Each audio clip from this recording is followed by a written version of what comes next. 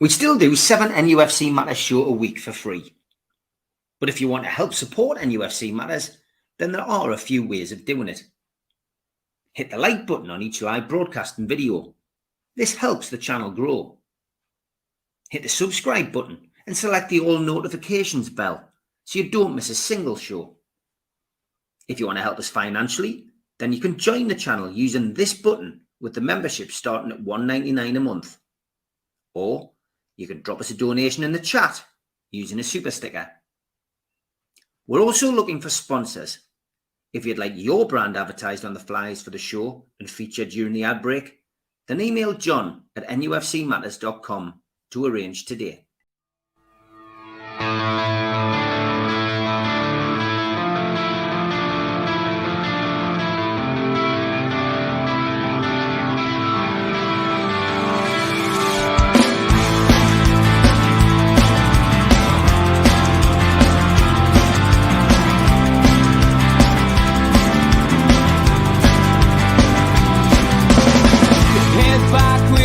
Attack. It feels like I've been talking to myself again, but it's the only way you're ever gonna learn. You look back and it's all in the past. I'm dwelling on the thoughts I cannot say to you. If I don't say the words, then maybe it's not true. And it feels alright when they come and say to you,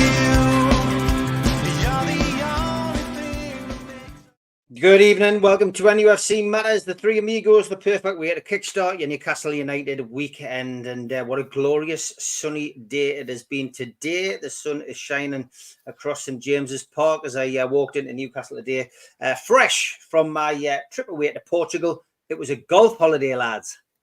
Ah, yes. How long you been in golf, Steve?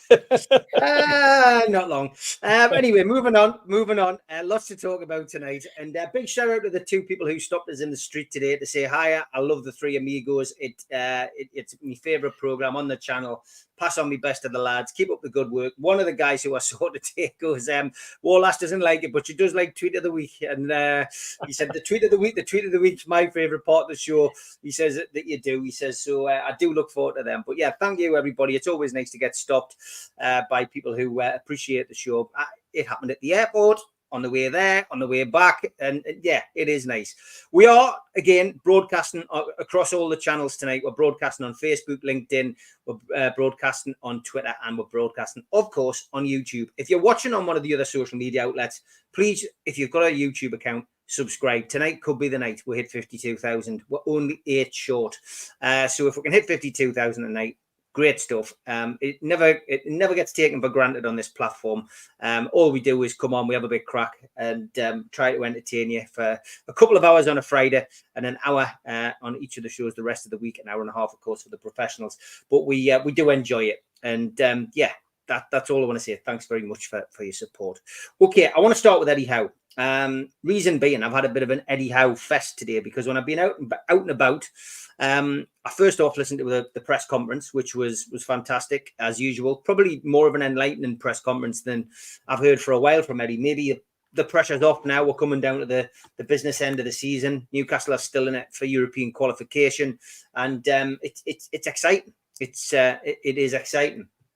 Then I listened to the overlap interview with Gary Neville, which is what I want to talk about. And coming fast off the back of Anthony Gordon's great interview, it was going to be interesting to hear what the gaffer had to say. And I really, really enjoyed it. I knew I would, but I think the only criticism I would have is it was too short. I could have listened to Eddie for another hour, maybe another 2 hours, because the guy has got so much passion. He's got so much enthusiasm for Newcastle United, for the area, for the job that he does, but he's also very critical of himself, very humble. He's also very pragmatic and somebody who's got, he's got a plan in his head. He doesn't, for the same reason he doesn't take the praise, he takes the criticism. He's the complete manager. And records were mentioned by Gary Neville, and in the press conference as well today, people were talking about records, and he's not in it for personal gain. He's in it because it's a job that he loves, a job that he does. And to hear that he goes in at 6:30 every morning and he's watching, countless videos, of teams that they're going to play, of performances from themselves. And he sometimes, leaves 6, 7, 8 o'clock at night. He's doing 12, 13-hour shifts in the name of the club. Now, yes, some people might say, well, he gets paid to do that job, and so he should. But come on. We've gone from the sublime to the brilliant. We've gone from Steve Bruce, who used to do 2 or 3 days up here, and by the players' own admission, didn't used to train the team. Now we've got a workaholic and somebody who is quite conscious of the fact that players could get bored with training methods, so he changes them. If you haven't watched it yet, get yourself onto the Overlap. I tend not to subscribe to the YouTube channels, no matter what they are. And, I've probably got 25 subscriptions of channels that I follow. But that one is one of them. And I like Gary Neville. I didn't like him as a Man U player because he was the opposition. But I think he got a great interview out of Eddie Howe. And I learned a lot more about him. I've had respect from him since day one, since he came in and for what he did in that first season. But I thoroughly enjoyed it. So, Overlap, Eddie Howe interview, watch that. And if you haven't watched Anthony Gordon, give that a watch as well. We discussed that last week on the show. But honestly, I'm so proud to have Eddie Howe as our manager. That's and again, it just reiterated me feelings for Eddie Howe after listening to that today. And whether we finish 5th, 6th, 7th, or 8th, this has been a great season with the pressure that we've had on us with all those injuries. So well done, Eddie Howe. Great interview. Well done, Gary Neville. Well done, the Overlap. Great interview. So I know the guys have watched it because 2 minutes before we came on, I was asking them if they had. So that's great. Steve, give us your thoughts.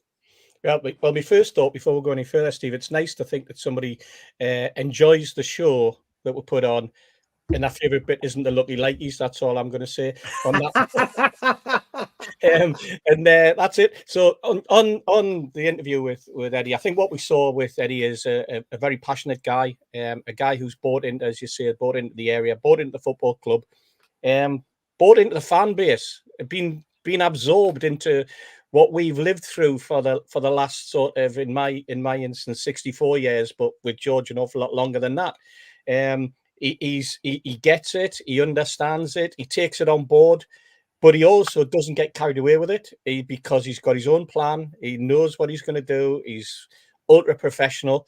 It's quite refreshing as well when you get to have an opportunity to listen to a manager like Eddie. And I think it probably goes for any manager, because you can get under the skin when, especially someone like Gary Neville, who's quite good at the interviews and lets them flow, and can ask the question and delve into the personality, delve into the profile of the individual concerned. And I think we got an awful lot out of Eddie, as you say, quite introspective in terms of assessing his own performance. I would imagine he has a Jason Tindall around him, as he said, who does various aspects of the coaching and looks after the strikers or whatever, because he said he was more of a defensive minded coach because he was previously a defender, and that was interesting to hear. But not to just push the offensive side of the game to one side and just leave it to anyone. It's very much a group, isn't it, in terms of his coaching staff, and very much a team. Some managers don't operate as a team. You don't hear much of let's say, Jurgen Klopp and his number 2. You don't hear much of Pochettino and his number 2, or even Ten Hag in the number 2. But it's always Eddie Howe and Jason Tindall, the two of them on the touchline, and that's why it upset an awful lot of other managers and other teams and supporters on the touchline, and we got that ridiculous ban or new ruling, should I say, at the start of the season, which, let's face it, seems to have been forgotten about, rather like throw-ins that George has harped on about for God knows how many years, a rule that nobody ever takes any notice about, and occasionally pops up, and we'll occasionally see a foul throw that's given. But no, I mean, I thoroughly enjoyed it. That is a good podcast, by the way, a very, very good podcast. I like the one that he also does in the studio, but I think when he goes out on the road or when he does individual one-to-ones, it comes over really, really well. And well done to Gary Neville for taking the time to give us something back, and for something that we could really get our teeth into and then enjoy. So yeah, thoroughly enjoyable, Steve. Even Doug Hall on Twitter, he goes, I think Gary's got a secret crush on all things Newcastle. I think you're right. Like he definitely has, Doug. Yeah, Mitch. I mean, it was a great interview. As I said, I didn't expect anything else.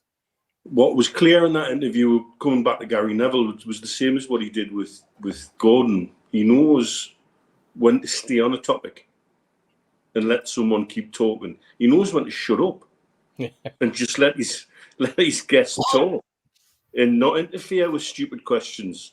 And he knows how to let the important football parts stand out because he's a football person. But I think Eddie's intensity comes across in fascinating ways. Neville's looking around the office saying, God, there's 12 tactic boards on the walls here. I've never seen so many tactic boards. And Eddie Howe goes, well, don't really use them that much. And there's 12 for every possible scenario. Every possible little scenario must be played out and thought through. And, talking about being in at 6:30 in the morning and being there till 6 at night. And then when he gets home, sits down, there's Champions League on the telly, and he asks his eldest son to pass a pen and paper because he just thought of something. And he must never switch off. He must be on all the time. But that then shows with what we get as end product on the pitch and what we get out of the players in the squad we've got.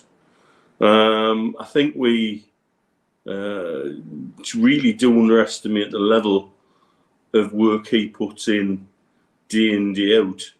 And it is night and day to the previous incumbent, who I hate to talk about a reference, but it's quite clear players who've been under previous manager and this one appreciate the difference that they've got. And if that must also be, though, an example and an inspiration to the players, that he's there before us, he leaves after us, and he's putting that extra mile in. And if he's prepared to put that extra mile in, well, maybe I'm prepared to put that extra mile in for him. And because leadership comes in many forms, and being an example, but also being present is a form of leadership. Just being there when it matters, being there through the good bits, but also being there through the shitty bits. And I think we're seeing, is the more the lid gets lifted on what goes on behind the scenes, the more important he seems to be to the whole fabric and framework of the current version of Newcastle United Football Club. Going forward, we're obviously going to see how that evolve in some way, shape or form. But you can see why people are prepared to stick with him when you see that level of commitment.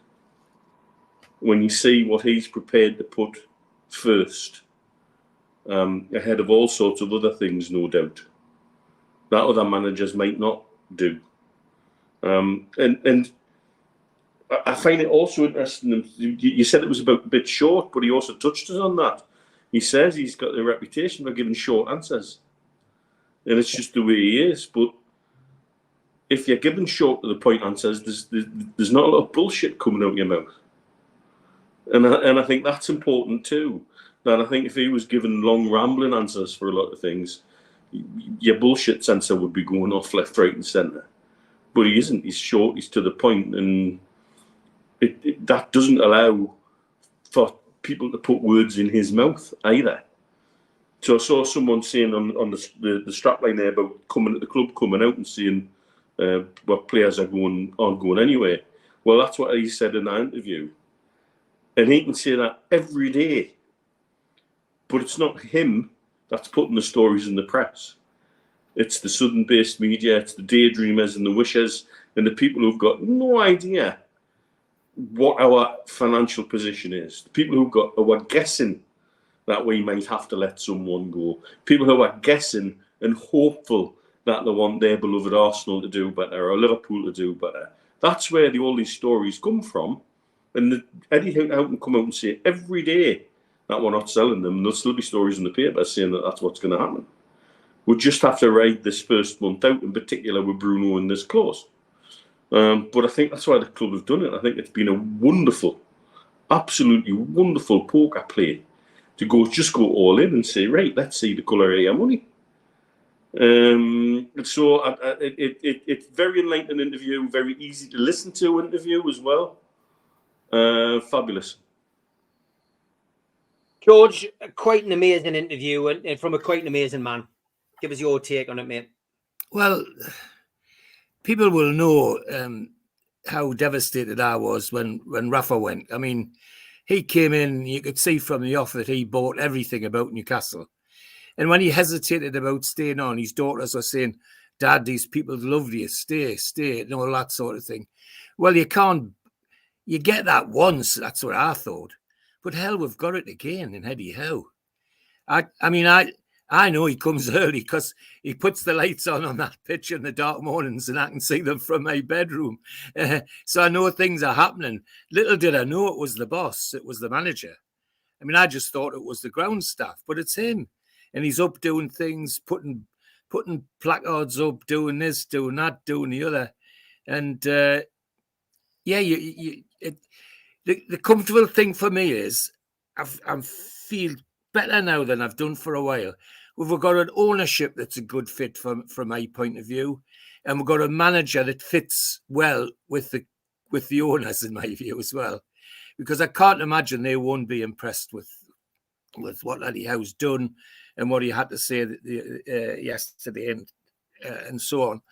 And it's yes, it is revealing in a sense, because he was saying the things that we guess about as fans, but he was telling them, straight, and telling them in a very crisp, as Neil said, no bullshit fashion. He told it as it was and told it in very short time, and doesn't always suit the journos, of course, because that kills the chance of any clickbait, of any slips. Gary Neville is an interviewer. Has in my eyes suddenly become a star. I think he probably all he was, but he knows when to shut up and he knows when to drive it on, and that's a precious thing for an interviewer. I mean, there's some programs I've stopped watching, and I've stopped watching because of the interviewers just drive you up the wall, like the political shows on a Sunday morning. That lady Kunzberg. I mean, how I've not put my foot through the television on a Sunday morning listening to that lady, I don't know. But she knackers interviews. She just let people go on and say what they want to say and then come back with a follow-up answer, which is what Gary Neville's got to a T. I mean, the way he let young Gordon go on. And there's an example. We're talking about Eddie Howe being an example. Isn't Gordon already shown the example that Eddie Howe's given? Remember, he came... and we all knew what he was like at Everton, or the reputation he had at Everton. The spat he had in the corner at St James's with Trippier and them when he was playing for Everton. We realised we bought somebody with a lot of spirit. But was it positive spirit? Well, we thought feared at Brentford that it wasn't positive, because he spit his dummy out because he was substituted. And I thought, oh, God, what's happening? And listen to the interview.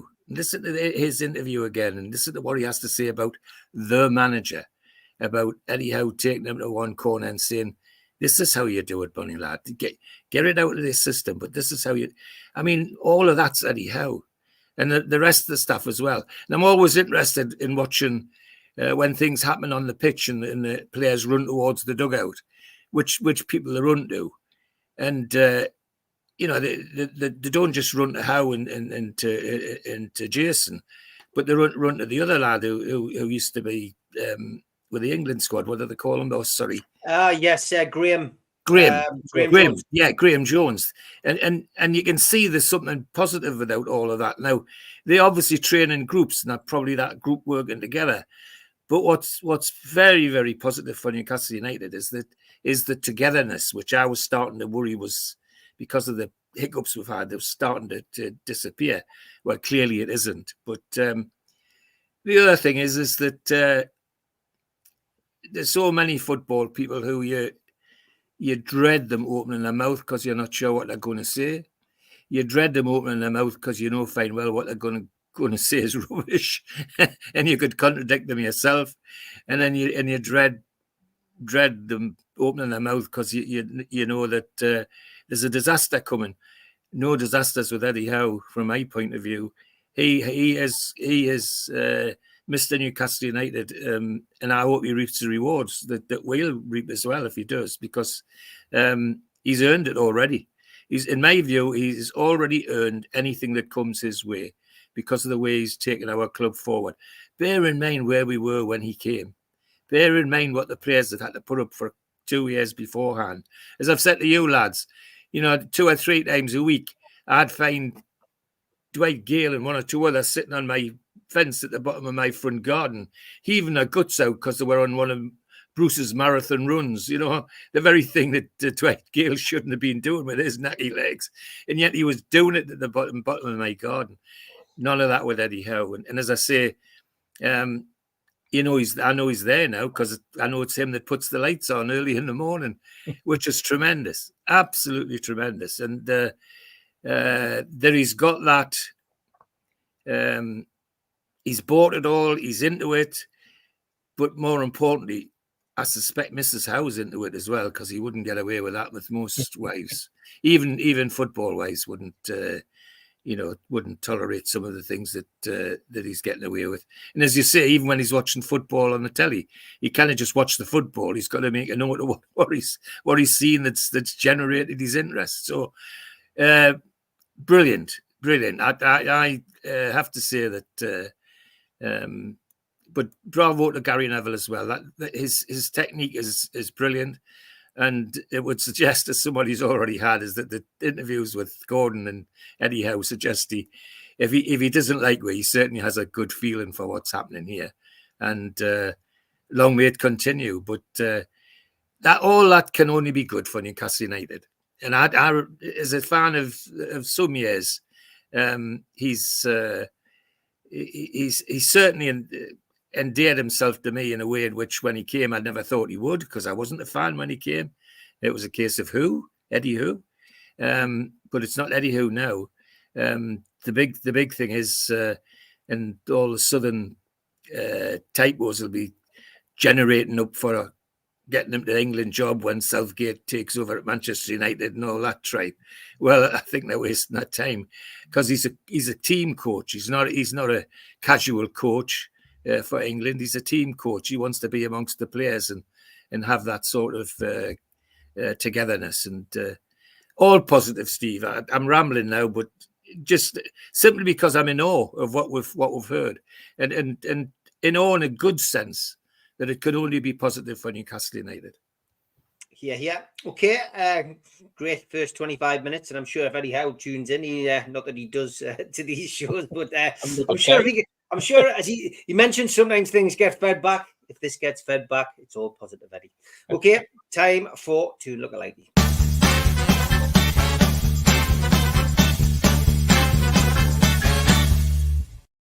Couple from Tim. First of all, thank you, Tim. He says, I couldn't help myself after watching the darts. Very good likeness. Good start, isn't it? It's a good start when you get a proper lookalike. And then he sent us these two. He says, Steve Hastie's lookalike, Horatio Nelson. That's a very dignified one for you, Steve. Oh, hey, it is, isn't it? Dear me. And then at the bottom, Lord Westwood and an actor. Both of them with eye patches. So, interesting. This one. Fizz from Coronation Street and Jerry Halliwell. I've never had that before. I'll never see that at all. I don't have it again. No, I don't think so. Similar. I don't know. There's nothing similar. No. It's not a lookalike. I mean, Jerry Halliwell, you go, wow. With Fizz, it's whoa. Wow, George. And from me, it's wow. Okay. This one from Milburn. Adam Driver and Sandro Tonali. Yeah, we've had him before, haven't we? It's a good one though. Better photo, that one, isn't it? Yeah. Better photo. So yeah, I like that one.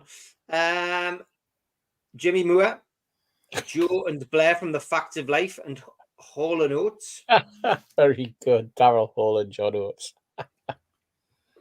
And Tom Dixon, Haaland and Vigo from Ghostbusters 2. Mm-hmm. Yeah, I'll give him that. Jimmy Nail and Tony Adams. Yeah, that's closer than I thought it would be. And Bruno Fernandes, Mohamed Khalif. Not bad. So you could use a better photo there. Tom and Jermaine Jennison and Matthew Horn. I cannot see that at all.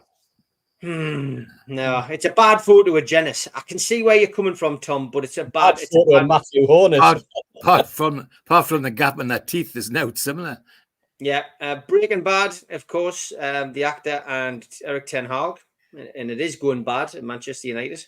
Certainly is. It's another similarity. Steve Hasty from Jimmy Moore, Summertime Look. Right. Too much sauce, Jimmy. Too much sauce, Jimmy. He hasn't got a beard like that, Jimmy. He hasn't got a beard like that now. He's changed. I like that one. It's not a lookalike, but I just thought that was funny. Mr. E.T. from Gary. It's a bit like our good mate who doesn't quite get what a lookalike is all about. This one from Alan McKenzie, James Matthew, Sky US correspondent, and The Hood. That's pretty good, that. Huh? It is, yeah. Yeah. And the winner this week is this one. Whoopi Goldberg and a Febreze bottle. That's fantastic. Excellent. Jimmy, you send us a few, mate. There was always going to be a winner in there. If you want to send us a lookalike, go to our Facebook group or Facebook page. You can join the group, you can like the page, or send to me at Steve Wraith on Twitter, and we will feature them on the show next week.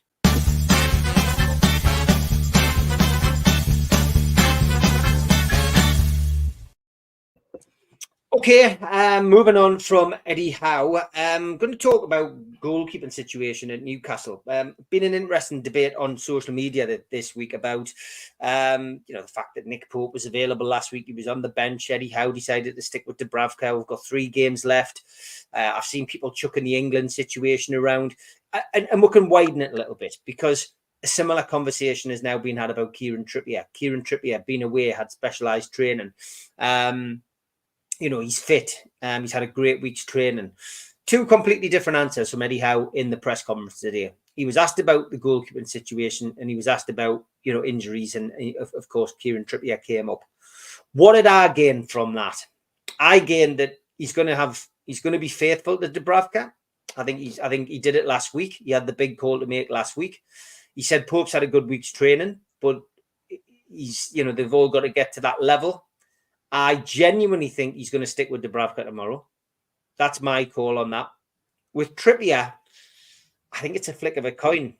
And I think sometimes you can read into what he says at his press conferences. He said, he likes to get all the data. He likes to assess everything. I think the fact he sent him away to Dubai for a bit of extra training tells me that he's going to play Trippier tomorrow.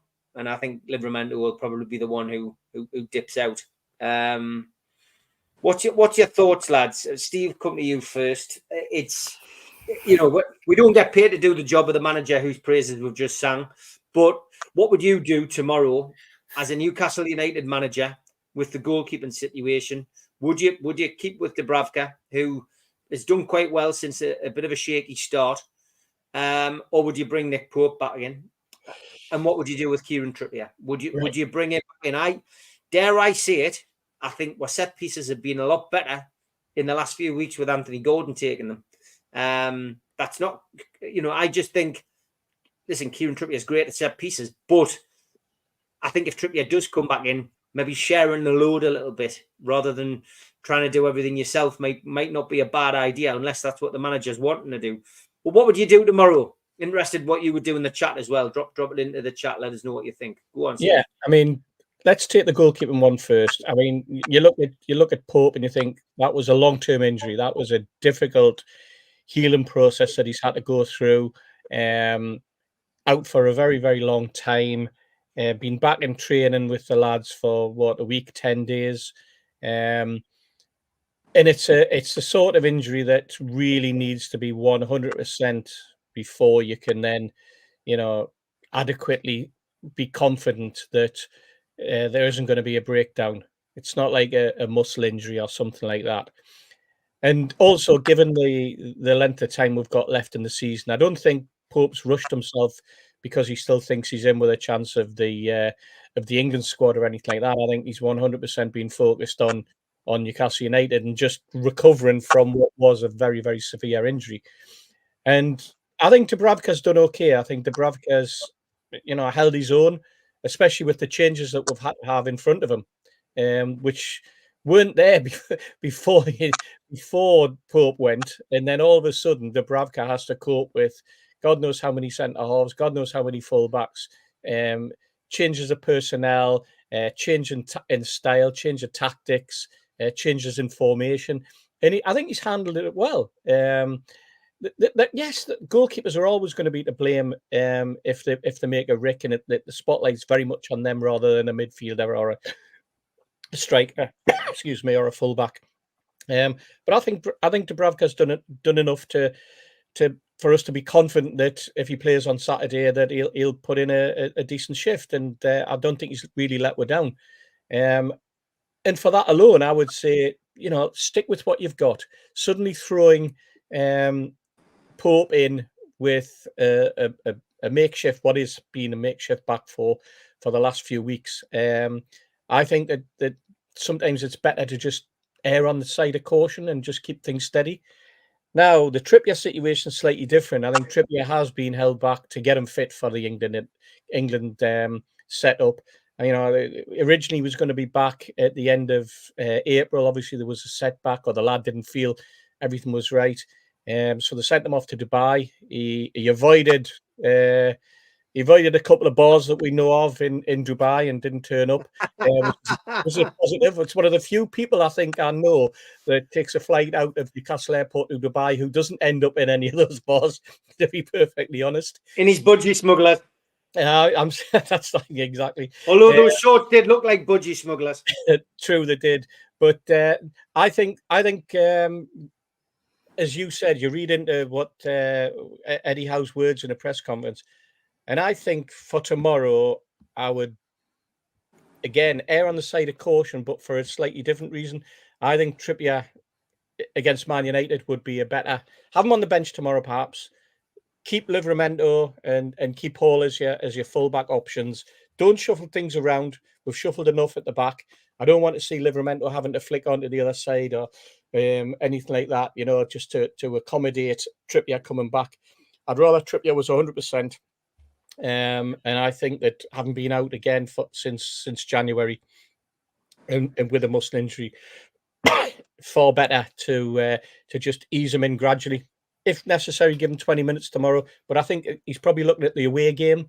I think, that might be a game where Eddie might suddenly want to go and say, right, we need the experience of Trippier against Manchester United. Even though they've been playing very poorly, it's still a pressure game, if you like. And I think Trippier coming in at Old Trafford would be a better option, a safer option. And I think it would be a sensible option, and just leave things as at the back as they are. Because let's face it, the lads have done all right. That little partnership, that little four, done okay in the last couple of games. So keep it steady with the goalkeeper and keep it steady with the fullbacks. Okay, you're getting a lot of support, Steve, in the chat. Lots of people saying, he should keep Trippier, give him a run out as a sub if things are going well or not well, and keep him fresh for the Manchester United game. Not as much for not as much support for Pope, and I think Mark Byers made the point earlier as well, just saying essentially that the gaffer didn't really sound as confident about his fitness, which would not make sense to play him if he's not fully fit. He's had a bad injury. Mitch, those two positions are. It's nice to have this problem. First of all, we know that Joe Linton and Almiron came through last week unscathed. They're both trained well. They're both physically better now, for having that run out, and they've had a good week's training. But these other two positions are interesting. I mean, the key positions, that right back, Kieran Trippier is your captain, of course, and Nick Pope is, was your number one choice before the injury. So it's a big call that he's got. It is, but I mean, from the words he's used, I don't see Pope starting any game this season unless Dubravka has a stinker. Mm-hmm. I think Dubravka's going to see the season out. But he's talking about Pope building strength up and getting close to where he should be. But that's not words that say this guy's coming straight back into the team. So it almost feels like they want him around the dressing room just to give the dressing room a little bit of a lift, that we've got people coming back from injury. And it applies that little bit of pressure to Dubravka to keep him honest. But I don't get from Eddie's words that Pope's necessarily going to play at all unless it's he needs to, or Dubravka has a particular stinker. The Trippier one's a little bit more complicated, but again, if you listen to Eddie's words about the fullback pairing, about the young fullback pairing, and how positive that was for the club going forward, he doesn't need to change it. You look at Brighton coming. I guess we'll talk about this more when we talk about the game later. But they're not in the best of form. They haven't scored that many goals, and they're not the attacking threat that they have been earlier in the season. I don't see a need to change it. For me, it would be good to have trips available off the bench and give them some minutes. Looking maybe at Man United at a time when, if you want to change things up, that's when you might do it. That said, this is the young fullback pairing that played when we won there in the League Cup. So it's a tough call. They're two tougher calls than people realise. Eddie does tend to go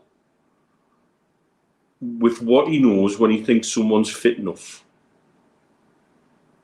But for me, I think he'd be looking at Man United for a bit of rotation, and maybe he could Trippier some minutes off the bench as well.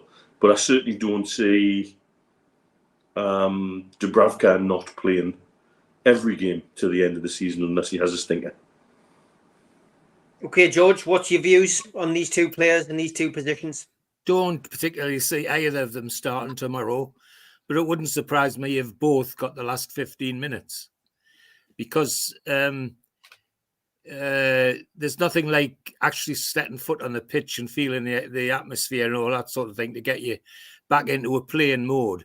And they've both been out of the playing mode for quite a while. So 15, 20 minutes would do both good. But I don't see either of them starting tomorrow, not on the basis of what Eddie Howe said and what he does with people when they come back anyway. He like he did with Joe Linton last week, he times these things to perfection as far as I'm concerned.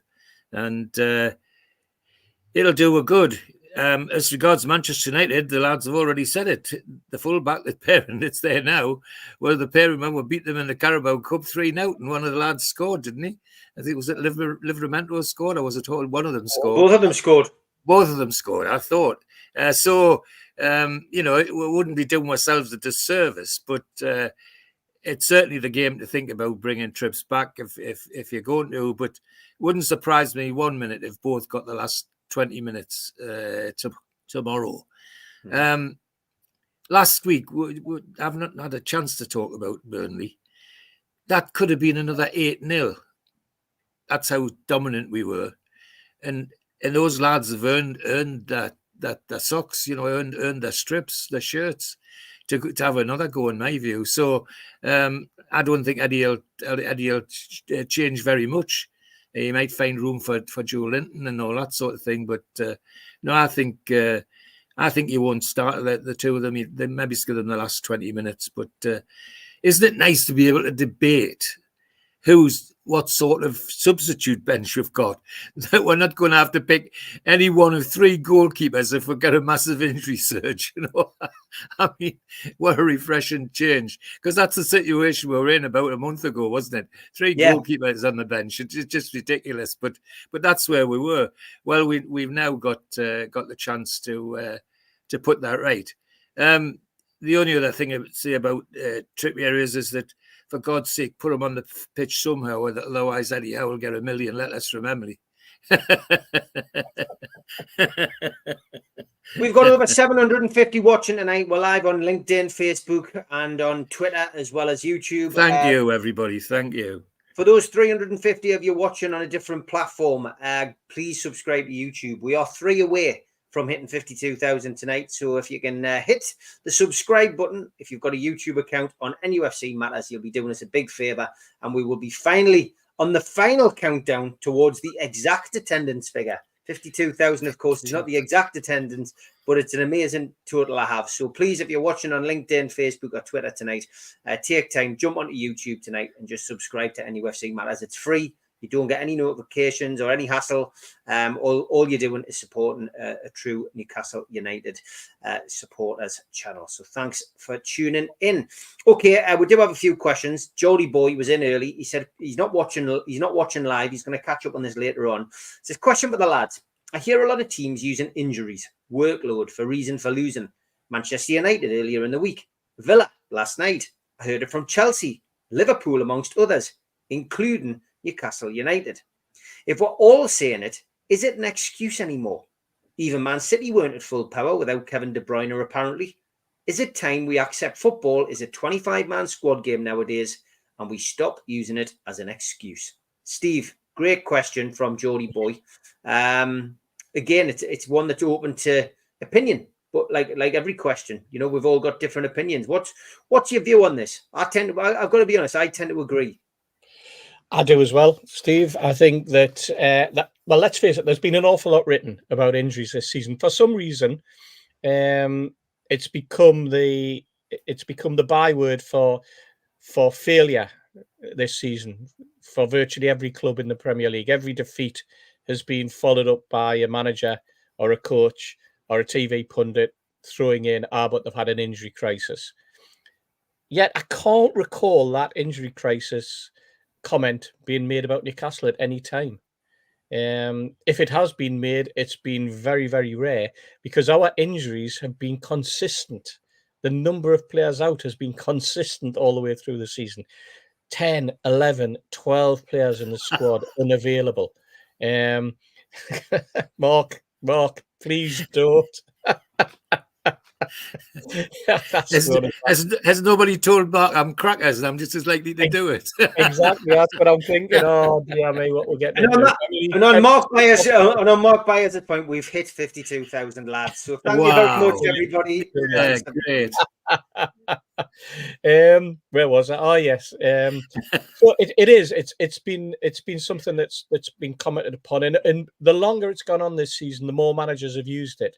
While at the same time, the hierarchy are pushing for more and more and more games. But when it comes to the squad, I mean, people say that I heard a comment the other day about the whole squad situation, and you know, it's more to do with the depth of squad that you've got. It's not, you know, people say, "Oh, our squad is weak." Our squad has turned into a fairly deep squad because we've been forced to play players that probably wouldn't have got a look in this season. And all of those players have stepped up to the mark as well. That's the difference. And I think that, again, comes down to the mentality created within the dressing room. And maybe that goes back to the Eddie Howe press conference or the Eddie Howe podcast, rather, that we've been talking about at the start of the show. It rubs off the way that the manager operates, the way that the manager talks, the way that the manager imposes himself on a team, and the way that the manager embraces the rest of the squad. Doesn't just stick with these first 12. Graham Souness would go, "Oh, we got through 65 games a season playing 12 men or 13 men. We only had one substitute and the pitches were crap and all that." That's what he goes on. Game was far slower. It was a totally different football game. Tactics were totally different if they existed at all. And I think Souness would be the first person to turn around and go, well, we didn't actually have any tactics. We're just told, get out there, you're better than the opposition. And then you just played. Everything's far more technical now. And you're looking for every edge. And I think injuries have affected certain teams, but not to the manner that they've made out. And when it comes to the top teams, the Man Uniteds, you know, the big clubs, as they keep calling them, the Arsenals, the Man Uniteds, well, Arsenal haven't had many injuries, Liverpool, Chelsea, and you're going, yeah, but look at the crap you bought. Look at the way you wasted your money. Look at the way you haven't managed your squad. And I think it's to the compliment of Eddie Howe that he's managed to get through. We're sitting there in 6th in the league, and we've had the worst injuries of anybody.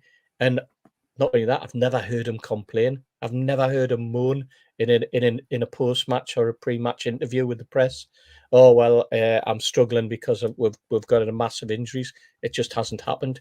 So yes, the modern game's completely changed, but so has the mindset of the managers, and the way that they perform and the way that they make every excuse.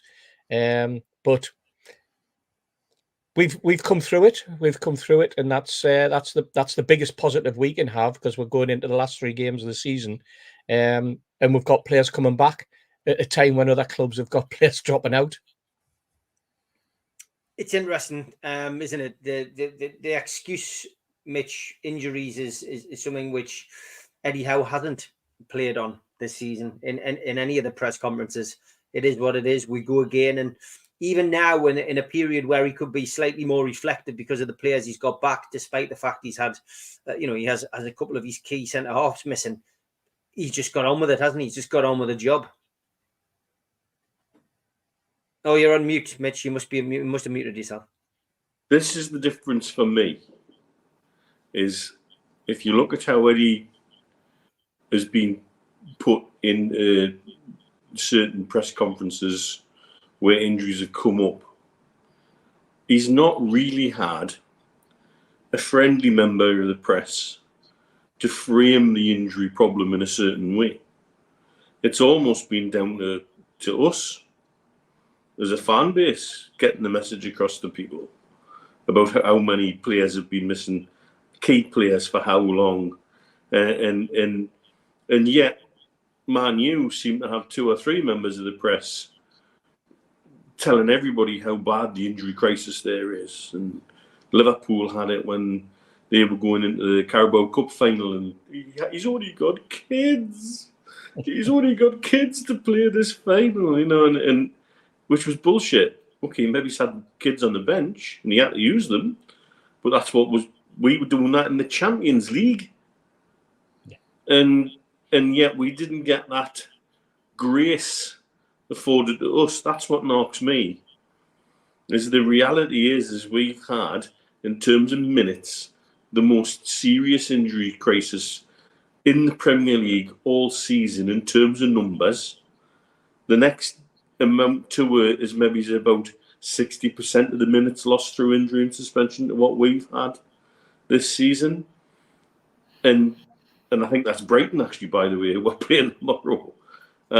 And I've not heard De Zerbi use injuries as an excuse for their drop-off in form, when probably he could use that more regularly. But again, does he have a little friendly member of the press corps who's willing to get a violin out and play the sob story? Because this is what Man U have been doing all season in every way, shape and form. Oh, we need some money to build a stadium and it's all terrible. And boo-hoo. And that's what's knocked me about it more than anything else. I think the point that, yes, every team gets injuries, every team loses key players at certain stages of the season. Yeah, they do. And that is why you have a squad and why we need a deeper squad. Our squad depth has been pushed beyond breaking point at times. However, we come up with it the other side with some young men who are better equipped than the equivalent young men in other squads. And even then, one of them gets bloody nominated for Young Player of the Year when he's done very little more than what Lewis Bailey's done. and hasn't played in the Champions League this season. And it's the framing and where your support and the press is coming from, and how that injury problem or in that injury list is framed as a problem or not. And some clubs are afforded a lot more grace than certainly we are. Didn't Tottenham go through a run round about Christmas time when they were missing? I think they were down to one fit centre back. And I don't think Postecoglou trotted that out. He's good at trotting other things out, but he certainly didn't trot injury crisis out as a problem, and just got on with it. And nor did he have somebody jump into his defence in the press. Oddly, they've all appeared now their form has dropped off the cliff. That all of a sudden he's doing something with making Spurs less Spursy. Well, okay. But, how do you get that kind of support from the press? Well, because they're desperate to keep that top six intact, aren't they? And so we won't get afforded any of that until we're embedded in that top six, whether they like it or not. And I think we've done really well to get on with it. We've done really well to not take it to a national. Yes, it's been used at a local level and sometimes to a frustration, but you cannot hide from those numbers. Those numbers are really important. You can't ignore them. Could we have done more as a club? Yeah, probably. I think they'll certainly be looking at, as we've discussed many a time on here, root and branch review about why and what could we have all done different. But I think to go back to the question, yes, everybody suffers them, and it's an easy excuse for some managers and not such an easy excuse for others, because it depends on how the press want to frame it. George, injuries. I mean, things have changed a long time since you played for Newcastle United, George. But I mean, injuries are injuries, mate. Things have progressed. I've never gone with the adage. You know what I mean? No. We've all got as football clubs. We've all got to go through the same kind of season. And you get a bit of luck, you don't get a bit of luck. I mean, the question that answers the second part of his question itself. The answer is yes. It is a 25-man game now. It isn't just 11 on the pitch. It is a 25-man squad game, and if you haven't got depth in that 25, as we discovered, you pay for it. That's all that happened to us. And the difference between us and other injury lists, when I've seen various people, Manchester United amongst them, whinging about their injuries, and I looked at the list, you're struggling to find half a dozen. There were days when ours was into double fingers and higher of senior players, top players, not available. So yeah, it's bad for everybody, but just our bad luck this year that it seems to have hit us worse than many others. But back to the manager again and the team, they've managed it superbly well in my view, and there's no question that they'll be digging very hard into the medical data before next season to see what can be done differently, what can be done better, because it's clear that we've got to take this debate out of the equation, which was around when I was playing all those 60 odd years ago. Are you fit? Yes. And Alec Much used to take you into the medical room and find out if you were fit. And if you come back quiet, you were playing. If there was a yell in the medical room, you knew you wasn't playing. But it's not as crude as that now. But they've got to take that out of it for the debate where people are saying, well, he said he wanted this and he didn't want surgery. This and this is a major professional athletes game now, and that can't be part of the equation for me. And I think that's something they'll be looking seriously at, I hope, in the summer. But they'll also be looking at all the other things, medical and physios and so on, as to the sort of what could we have done different to aid ourselves is the big question. And I've got no doubt that they'll come up trumps. But the question is absolutely right. It's a 25-man squad game. And if you haven't got 25 in depth, you ain't going to win much, or you ain't going to get very far. And we found it out to a cost this year. Whereas tomorrow, we've got the luxury of saying who's going to be on the bench, which we haven't had. As I say, it isn't a change to have a choice instead of having 3 blooming goalkeepers sitting on the bench. And that's the difference. But the question is right. 25-man squad, and if you don't have 25, then you're not going to win anything. No, definitely not. Lots of comments coming in. We'll try to get to your questions as many times as we can. As a way of celebrating the 52,000 subscribers, I've chucked out 5 memberships, which we're allowed to give from YouTube. We're allowed 10 each month. I gave 5 last week, 5 given away this week. Enjoy them. And thanks to Steve Middlemas for taking out another membership. Thanks for your support, mate. You're always active in the chat. It is much appreciated. Over 800 watching live tonight across Facebook, LinkedIn. Thank you, Twitter. everybody.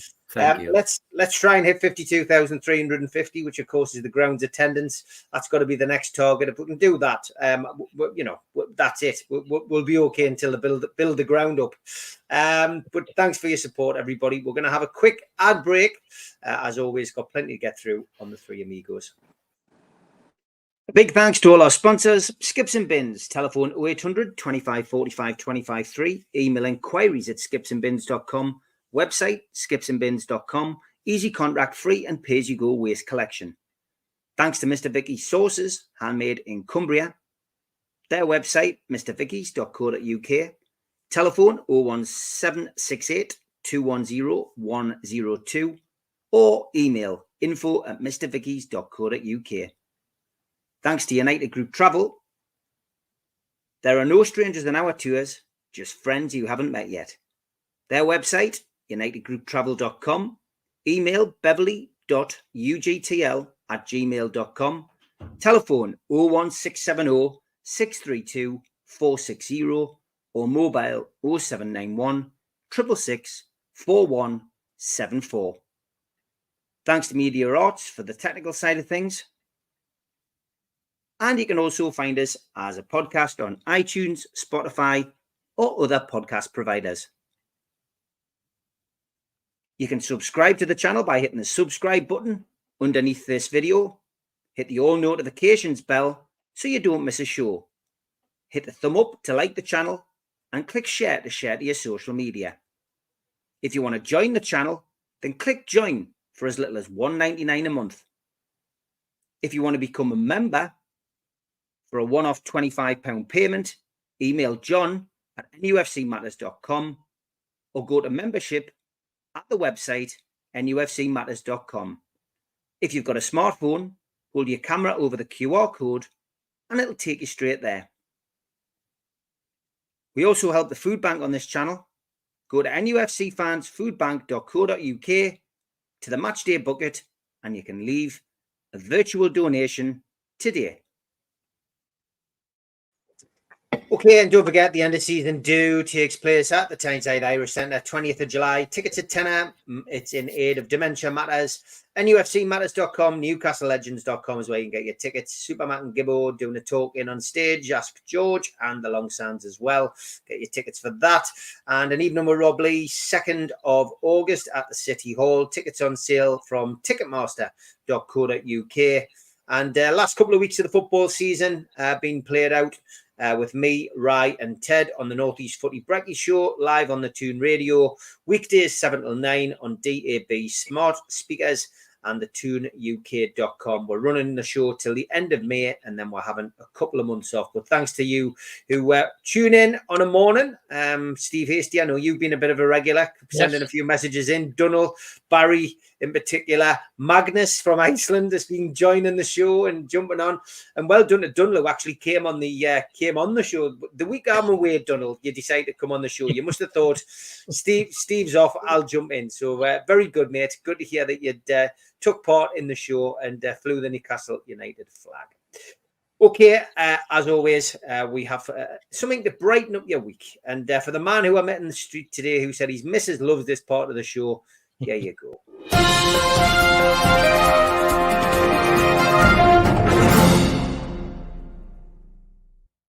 And it's a mixed bag this week. My finger when I use cheap toilet paper. No. Oh, Very good. Some football orientated ones. Spurs fans, are you feeling down, alone, and loved? I can help. Phone now on 0800 1-0 1-0 1-0. That's 0800 1-0 1-0 1-0.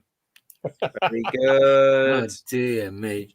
When Batman gets married, Right, Oh, bread.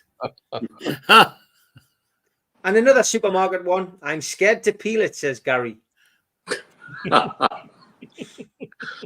Inappropriate placing. Tweet of the week from Jimmy. He says, welcome to Steve Braith's backyard. I'd love that, Jimmy. I would love that. That's brilliant, mate. That is Tis and brilliant. all.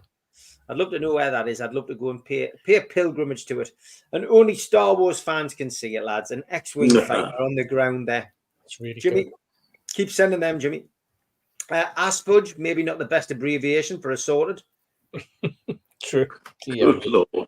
And David Lask, brilliant this. Local convenience store in Camber Sands getting ready for their busy summer season.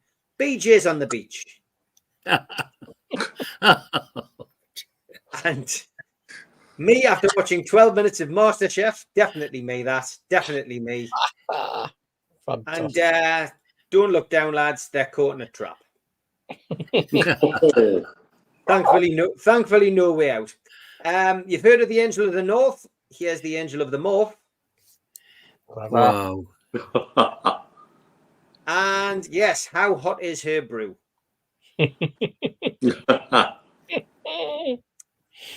The French and German on this cup looks questionable. Caught in hot. Avoid pouring on crotch area. Ne pourrez pas dans l'area de oulala.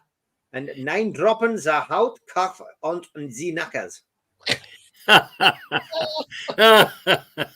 Brilliant. NASA is launching a satellite to say sorry to the aliens. They're calling it the Apollo G. Oh, Dear me. Excellent, that. I love that. And drink till you want me. I can't drink that much. And there's an invite that came into the nufc Matters inbox from Liverpool. It's the Liverpool FC end of season dinner dance being held early due to unforeseen circumstances. Starter is self-pity soup.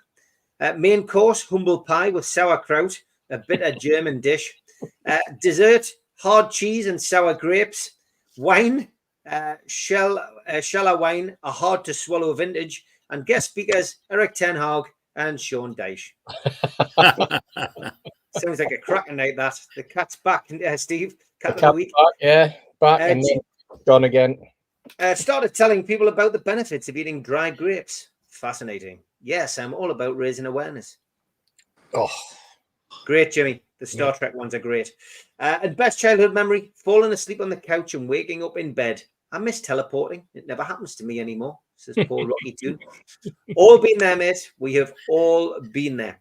And heat your hole with Kevin's coal. What a swish bit of artwork. Goodness me. Notice I did say artwork there. Artwork, yes, you did. You did. And this is a K9 advert. Did your human break a treat in half and try to pass it off as a whole treat? You may be entitled to compensation. 7 times experience chasing down treat toad. Call us today to schedule a consultation. Hound, wolf, and chase. Attorneys at Paul. Brilliant, that. Brilliant, that. And Colin Walker, thanks for this. He says, little known fact is that the Scots long ago learned a martial art known as the fuck you. Here we see a Scotsman in training with his Chinese teacher. The cries of fuck you, ya boss can still be heard in many Glasgow streets to this day. And when I offer to wash your back in the shower, all you have to say is yes or no. Not all this, who are you and how did you get in here nonsense. And Sesame Street, backstage at the party, it gets a bit wild, lads. And I asked my neighbour to take me bin out as I wouldn't be home. He definitely went above and beyond. And why is he looking at a slice of himself on the box? That's a great question, Gary. Curly the caterpillar cake, looking at part of his body being sliced off. Very good. Pitch invasion. We don't condone pitch invasions at football, and we don't condone vandalism at football matches, but purely for entertaining purposes. I did share this tweet. Look at this. Just posted. That's been posted on the Ipswich Post yesterday. Delia Smith, something off dogs. Can't quite make that word out. But anyway, quite an amusing sticker. Hope this hasn't been photoshopped, says Del. Clothes and shoes, please, no more Man United shirts. And this ghost scared of its own body. Brilliant. Excellent. And a Banksy, lads. We've got a new Banksy. Here we go. You don't really appreciate a Banksy until you've seen one in real life.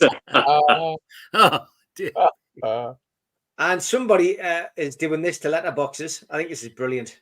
Putting googly eyes on letterboxes. Excellent. Thanks, Stephen. And if you're looking for a cheap alternative, do not do this. New Tesco Sun Lounger only costs £1. Yeah.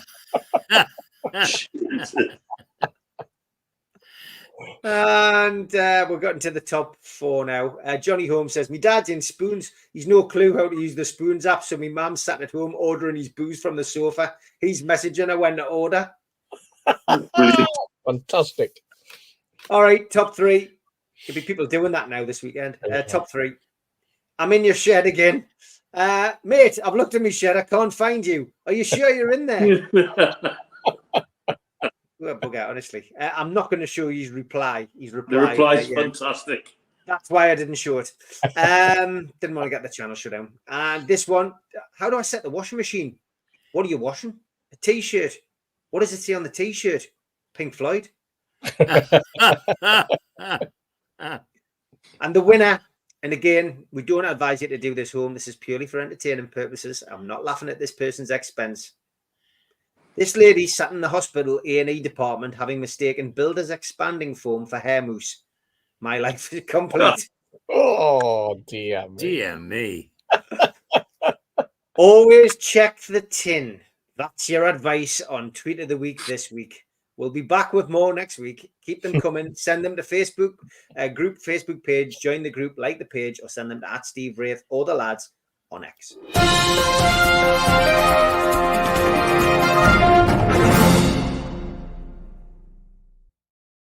All right, question for Mitch from Stephen Kennedy. He says, Mitch mentioned last week he thinks Everton will go into administration and take 9-point penalty. Penalty aside, how is this going to benefit the club? He says, will it give them some sort of clean slate to start from again? And if so, how is this fair on those playing by the rules? I'm generally interested if this is some kind of ruse. So just for those who didn't catch it, it was on the we've talked about Everton on the Amigos and on the professionals, and it's been something that Mitch has preempted, predicted, whatever you want to call it. Now we're seeing the chairman talk about withdrawing this whole 7-7 deal. We're now hearing of numerous American companies getting involved. I mean, it's a mess at Everton, Mitch. It is a mess, and your prediction has come true. It's more than a mess. The minute 777 were involved, it rang so many alarm bells. 777 partners have so many issues throughout their group. They're not just invested in football, they're invested in a wide diversion set of companies. They've got 2 airlines which have been shut down this past 2 weeks with all the aircraft confiscated, leaving people stranded across Canada and Australia, for example. They're in trouble with Standard Liège, one of the clubs they own, with legal action being brought by former owners who are owed money. Isaac Hayden returned because his wages weren't being paid at Standard Liège. They've been allowed to loan Everton a lot of money based on working capital, on the assumption that the takeover would eventually happen and that would be absorbed into the takeover. About two months ago, is it, Steve, or about 6 weeks, the Premier League issued a letter basically saying they were of a mind to let the takeover happen. But there was something like 7 conditions that had to be met by certain times. And they've already failed the first 3. So it plainly isn't going to happen. I suspect the Premier League knew that. I think the Premier League were just hoping that it would go through just to take a problem away from them. Everton have had issues with the new ground. There's contractors not being paid, and again, that's tied in with 777's loans. The suggestion where 777 money's come from leads me to think that they're quite happy to see Everton go into administration and they get some very sparkly clean money back out of all of that in the end. However, they'll not get it quickly. It's already been made clear that these are low priority loans, and they'll be the last of the ones paid back if and when administration happens. Mashori's got a problem because of how intertwined his business relationships still are around the world and other than in the UK with Usmanov. And it's quite clear that any other buyer at this moment in time will be left with zero working capital to make any difference to Everton Football Club once loans, etc., are paid back. That there's been positive talk about debt restructure. There's no debt restructure agency in their right mind will take the amount of money that Everton owe on a restructure at 5% or less, because that's what they were talking about. That's not, as long as I've got a hole in my backside, that's not going to happen. The interested parties who were suddenly waved out this week is there's new saviours on the horizon. One of them's already owed 120 million by 777 as part of one of the loans that's gone in, and the other ones seem to be shady at best. They're also both would be in a much better position if they were to approach Everton Football Club once it was in administration. And that seems to be ultimately the only way that any new owner will be able to come in and do something with Everton, is to pick them up in administration. And that they leave an administrator to sort the debts out, to get the debt restructured, or to get the debts paid at so many pence in the pound. Donald, I've got no idea, but not very thorough ones.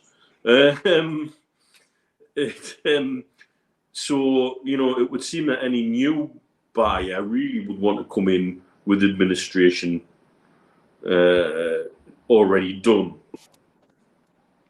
And that seems to me the only way that they can make it work. The next question is, when does that administration happen and how does that affect league position? There's talk about them waiting until the last game of the season and pulling the plug, but I haven't had a chance this week to go back through the Premier League wording on the rule. Now, Steve might know it better than me. I'm sure there was new rules brought in a couple of years ago to stop people taking administration right at the end of the season when they knew they were safe, and that 9-point deduction wouldn't affect their league position or in terms of relegation, that the penalty would roll on to the following season. And I think that might actually be the case, that if they were to go into administration now, not only would there be a points penalty on the start of next season for them, they'd be in jeopardy of failing FFP for the third time. And there's another points deduction on the horizon. And so it's a really... Let's take the rivalries out of it.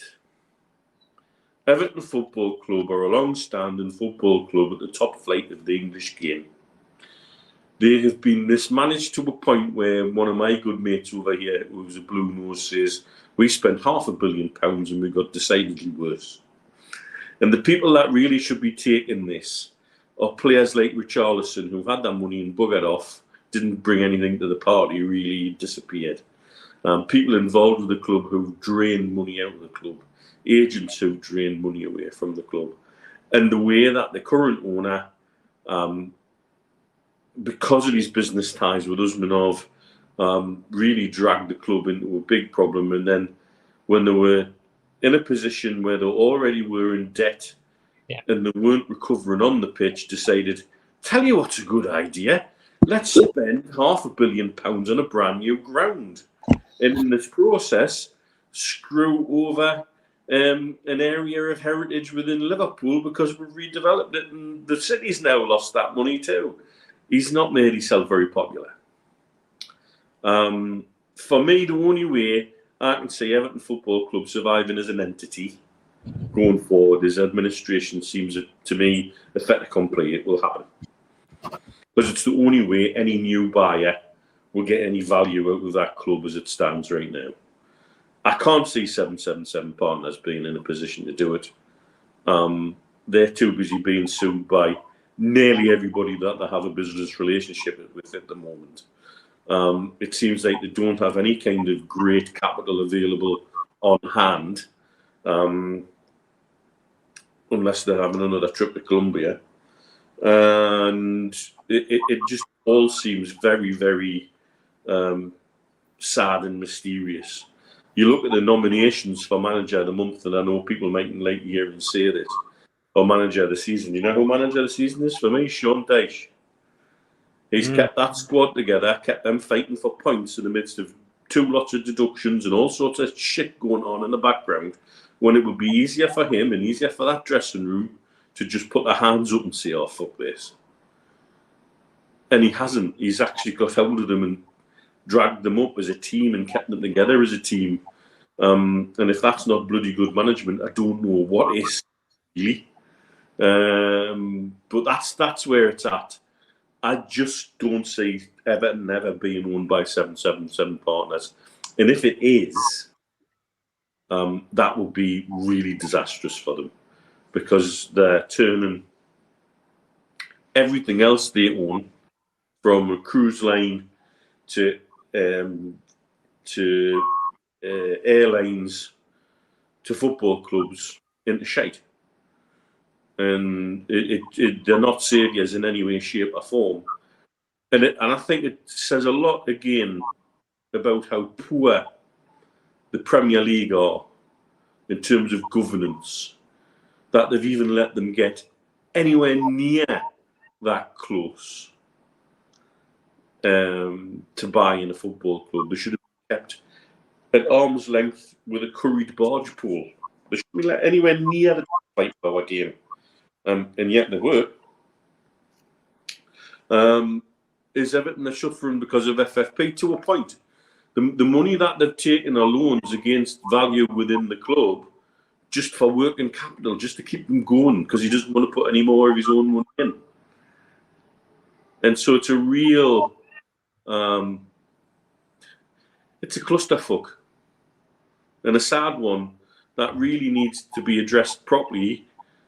Because the consequences for how our game looks going forward in England are potentially huge. They've been massively mismanaged. Nobody was able to rein it in. And they nearly let some real, genuine, shady characters get hold of a football club in our top flight. Just touching on that, the tweet of the week where the woman had used the expanding foam. Stu Mag says using Anusol as toothpaste isn't good either. I was half asleep and it wasn't my Anusol either. Lovely, miss. The bum note to finish on there from Stu.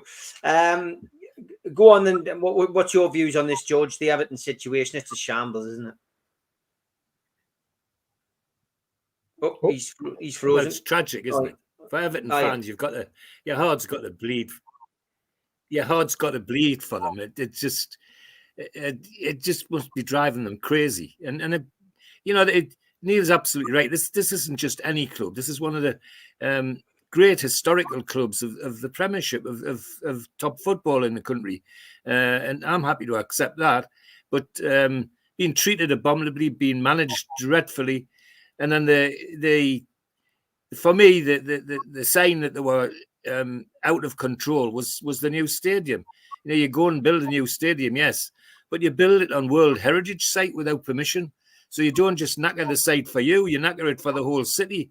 So Liverpool, having been a World Heritage city, now got nothing.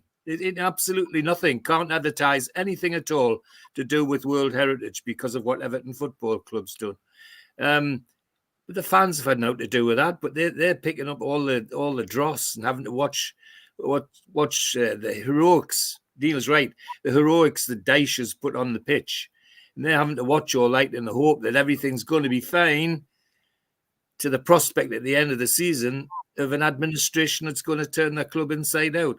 I keep saying on here that that football's lost the fans, and it's time that they tried the best. Somebody tried to get the fans back involved and more feeling in the club, because there's a sad end to it all. Is that once people do get fed up, then that's the end of football as we know it. I tell you, real supporters get fed up, then it will be a difficult time for football generally. And the Premier League, well, they just show that in total, absolute incompetence every time they get involved or don't get involved in some things, and just let everything sally on. It's interesting how they dug and dug and dug at our takeover, when in fact they were looking at one of the most wealthiest owners in the world, and they tried their hardest to stop it to happen, and they couldn't. And yet got these fly-by-nights from the USA. You know, they nearly did it. And that was because, as Neil says, Premier League just wanted an easy ride. And that's part of their trouble as well. They want an easy ride. Football is in for some sort of, I hope, some sort of cataclysm where root and branch changes will come from top to bottom. And we'll get back to worrying about who gets 3 points on a Saturday and who goes up and who goes down. Because if we don't, then I think football's in trouble. Steve, we've talked about it, we've preempted it, we've predicted it on here. I mean, it's no surprise to hear that this takeover is probably going to get pulled now, and potentially another one comes in. I mean, it's time Everton don't have, because, you know, Richard Masters in the Premier League, as we know from experience, tend not to rush this process through. Yeah.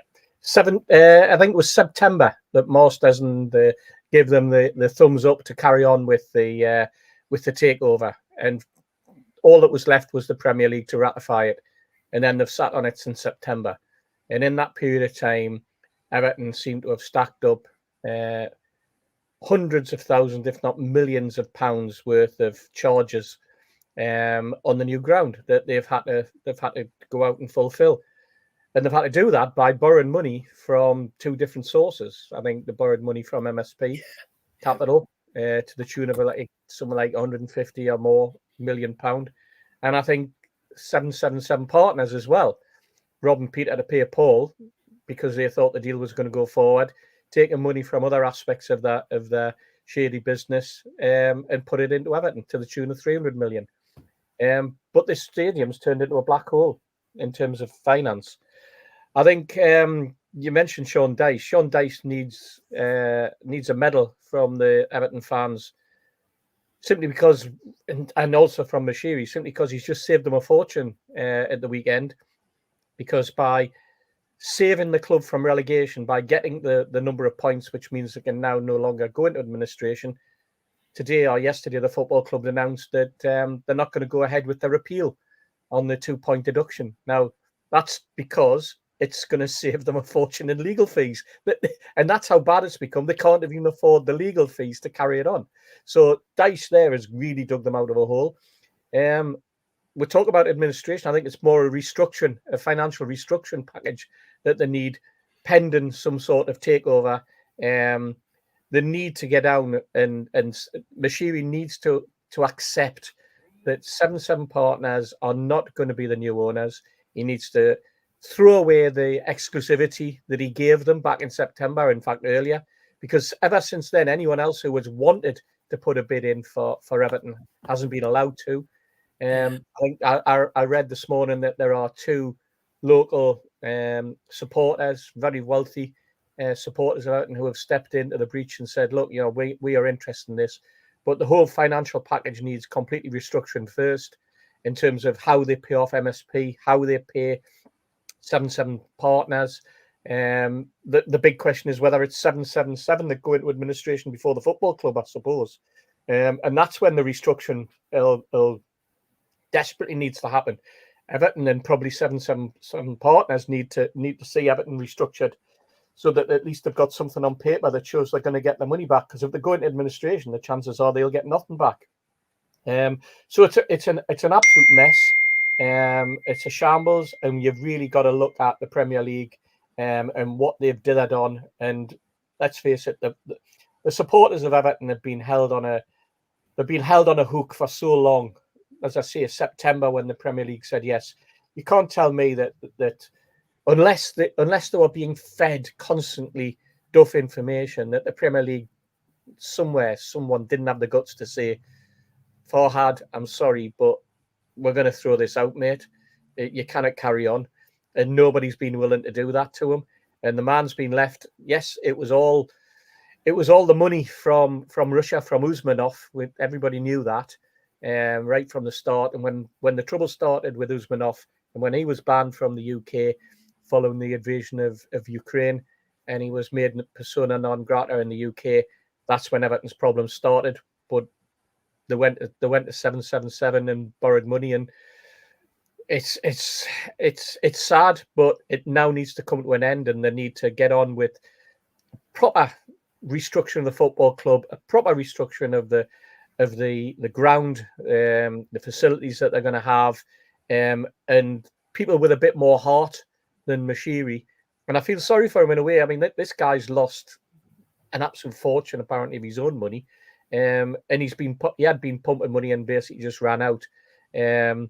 So you've got to look at it and say, mate, pack it in, let it go, let this thing go. There's going to be massive write-offs. Whoever gets the football club, they've got a good base and a good structure. But the big question also hanging over them is, if they do go into administration or there is a financial restructuring, what impact will that have on the first team? Who will they have to sell? Branthwaite, almost certainly. And who else? McNeil. We could go through their team. Pickford's off to Chelsea or Arsenal. Yeah, exactly. And that causes the whole merry-go-round of goalkeepers, and we're a club that's looking for a goalkeeper. So, you could suddenly see goalkeepers becoming available. And this is the way football has, and this is the way that the cycle goes. But no, it's for lads I know who support Everton, it's been a dark year. I just hope it's not going to get any darker for them before they start to see some light, Steve. Yeah, good points. Well made by the lads there. 52,000 subs. Massive congratulations. Thank you, Jules. Thanks for all your help as well, Jules. Been one of the longest serving moderators on the channel. And she says, thank you for connecting so many of us in a safe and respectful place. No, it's my pleasure. And you do a great job, you and all the mods. It's been great to have you along and get to meet so many of you over the years as well. Been absolutely fantastic. And 900 watching live across all platforms, Facebook, LinkedIn, Twitter and YouTube. If you're watching on one of those other platforms other than YouTube, jump onto YouTube, hit the subscribe button. It's free. We do 7 shows a week. You won't be disappointed.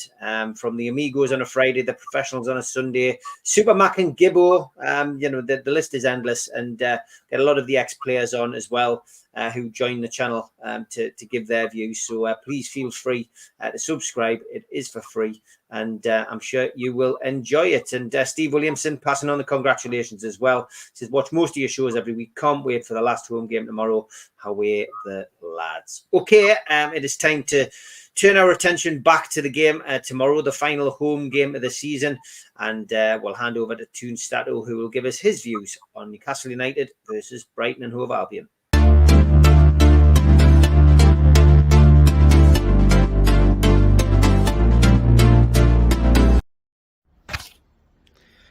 Hello everyone, last home game of the season, Brighton at home tomorrow at St. James's Park. So far Newcastle have scored in each of their 18 home games, which they haven't done since 1982-1983, Kevin Keegan's first season as a player. And in the top flight they haven't done it since 1958-1959. On the other hand, Newcastle have scored 48 goals this season at home, which is 6 short of the all-time Premier League record, 54, back in 96-97. So 6 is needed to reach the record. Not an easy task. Especially against Brighton, where Newcastle didn't score a goal in their first home games in the Premier League since both teams came back in 2017. However, they have won the last 2 games at St. James's Park under Eddie Howe, 2-1 in 2022 and famously 4-1 last season, which almost qualified us 100% for Champions League. When it comes to Brighton, they're not exactly flying these days, with having scored 5 goals in their last 10 games after beating Sheffield United in February 5-0 back 3 months back. Now, when it comes to players, João Pedro from Brighton has 9 goals, and he can become only their 5th player to register double-digit goals in the Premier League. While for Newcastle, Alexander Isak has scored in 7 consecutive home games, still chasing Alan Shearer's record of scoring in 15 consecutive home games. Anthony Gordon has been involved in 16 goals at home this season, 9 goals and 7 assists. The record is again held by a certain Alan Shearer, 18 home goal involvements back in 2003-2004. Anthony Gordon also leads the ranking for won penalties in the Premier League this season with 6. Actually, the all-time Premier League record for Newcastle for every season is held by Rob Lee with 7. So Anthony Gordon needs to win just 1 more penalty to equal Rob Lee, and this is all seasons included. However, lads. Great stats from Toon Stato. Big thank you to you, my friend, for doing that as usual. And Newcastle taking on Brighton tomorrow, 3:00 kickoff, final home game of the season. Only seems like 5 minutes since we were kicking off against Aston Villa with Tonali and all. And lots of records potentially could be broken. Team news: well, no Willock, Miley, Target, Tonali, Botman, Lascelles. Fabian Schär, we did get some bright news about him that he could still feature before the end of the season, although tomorrow will come too soon. Kieran Trippier has trained all week. Big call to be made on him. And, of course, Nick Pope, Almiron, Joe Linton all came through unscathed last week, so all available for selection.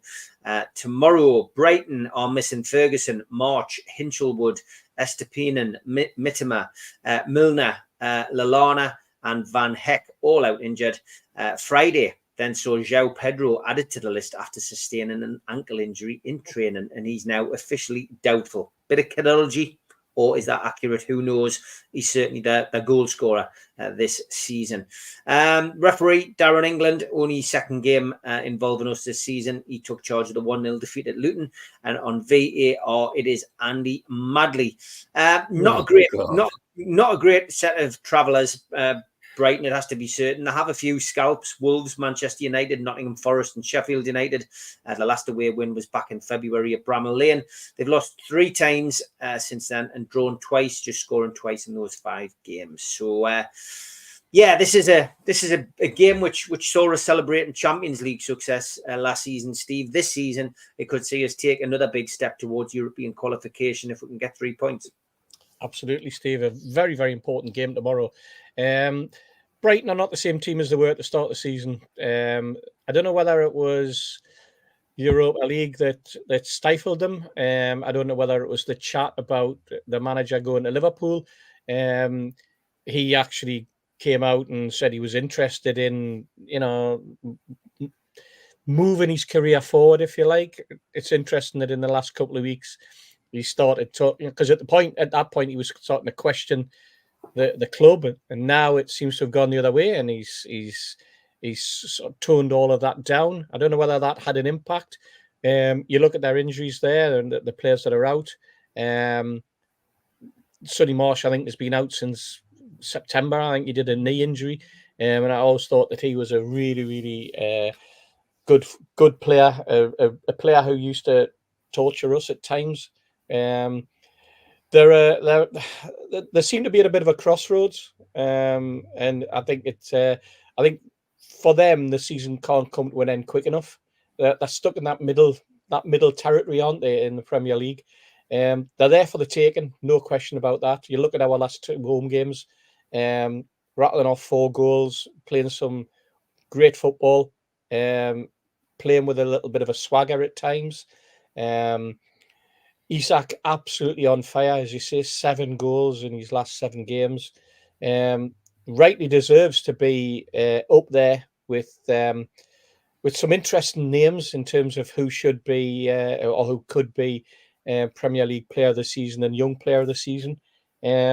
Sadly and strangely, not alongside his colleague who scored 10 and laid on 10, Anthony Gordon. So, it just goes to show you, doesn't it, that we talk about people who make decisions in the game.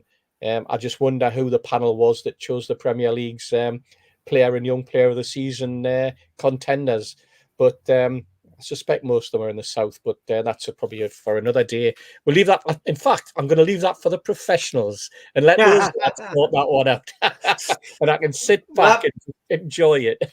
I went for 3-0. I'm not changing my mind. I think Newcastle will win this game comprehensively tomorrow. I'm going 3-0, Steve. What's your prediction? Right. I'm going to go for 4-0, Steve. I'm going to push the envelope that little bit more. I'm going to risk another bruise on my arm from George. If you were sitting next to him, you'd have had 3 bruises. I'm going to go for the 4, because that's what it's like sometimes when the excitement gets to us in that 1892 stand, and George is up there with the rest of us, egging them on and cheering, and as I say, dishing out the punches when we score. It's but you know what? It's all worth it. Mark Byers says 3-1 to Newcastle. Bears literally get one of the goals with a delightful chip over Corrigan. What a great day that yes, was. now you're talking. Mitch, give us your views on the game first before we get to the dice. Oh, you're on mute. Their form's dropped off the edge of the cliff. Absolutely dropped off the edge of the cliff. I think the last 12 games, I think they conceded something like 20 goals and scored 4. It really is a poor return for them. And in there, they've had some real thumpings. So I don't really know what's going on with them. They're certainly not the team we played earlier in the season. They've lost something of their swagger, the confidence maybe a number of different reasons for that. But here's another team that if we can establish ourselves early on and get on top of, we've got an opportunity to really apply some pressure like we have done in the last couple of games. Because by God, in the last couple of games, once we give our heads a shake and got on top of the team, we've really kept them under. I wouldn't like a worrying first 20 minutes again, though. I'd like to see we hit the ground running. But there's no reason why we can't. We're going into it on a high. We've got players who are hungry, players coming back. And so I really do think we can, look to build going forward to the last 2 games of the season and really stake a claim for the last European place. And it's all within our own hands. And all we really have to do tomorrow, I think, is be switched on and turn up and start with the right level of intensity. We do that, I think the game's ours for the taking. Okay, roll the dice and then give us your prediction as well. The dice says it's come up with a penman. 3-1. 3-1. Tim's looking at 3-1 as well. What do you reckon? 4-0. 4-0 as well. All right. George, coming to you last but not least. Give us your views on the game tomorrow and what your feelings are. The lads have said it. They're for the taking.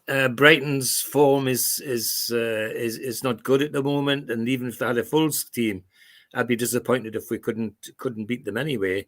But the way things have been going for them away from home and in terms of who they can play tomorrow, we turn up as switched on as we were last week at Burnley. They went in for a hatful, and for that reason, I wouldn't be surprised if it was 5-0. I really do think that's where we're at if we turn up and play like we did last week.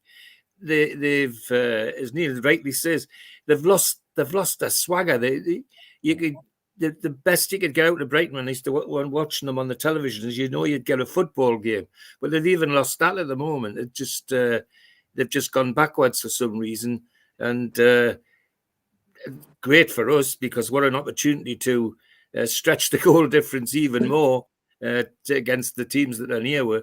I mean, what are we? Plus 19 and Manchester United's -1. I mean, what a goal difference that is. Couldn't happen to nicer people. I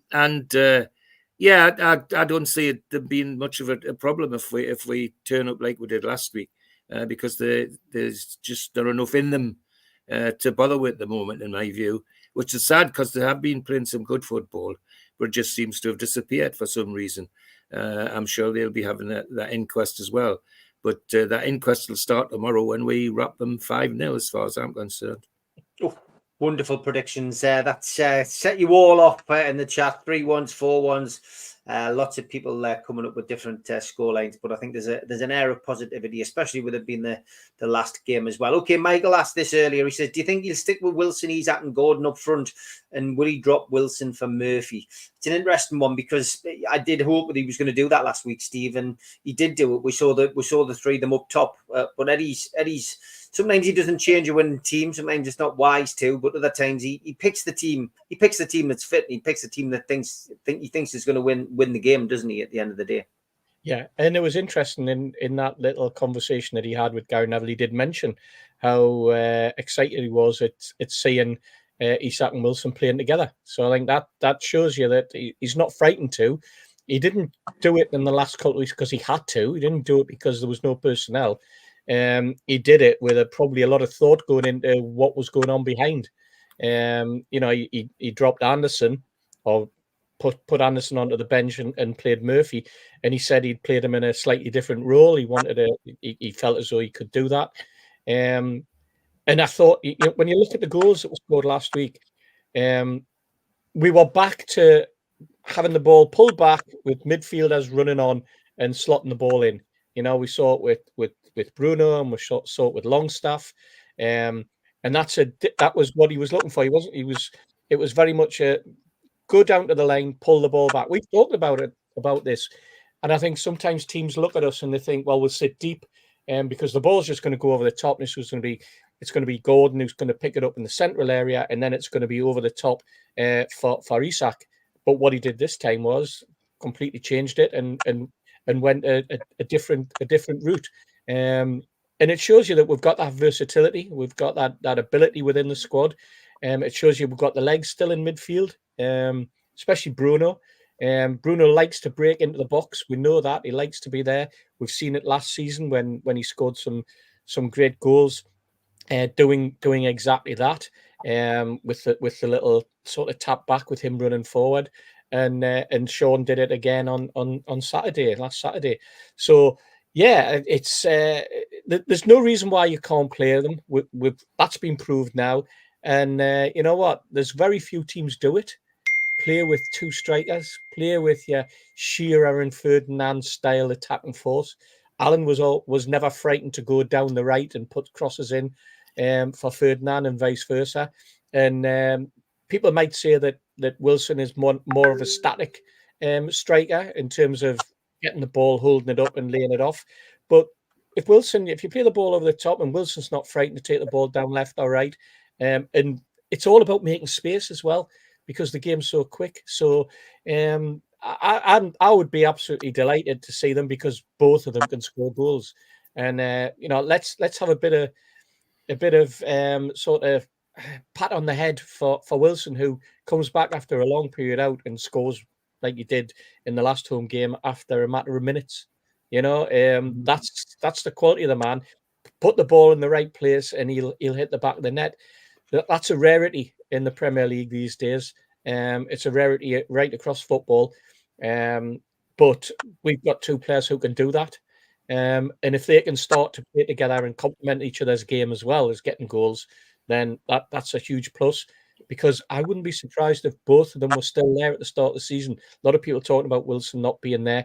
But it wouldn't surprise me at all if we went in with perhaps another striker to complement them.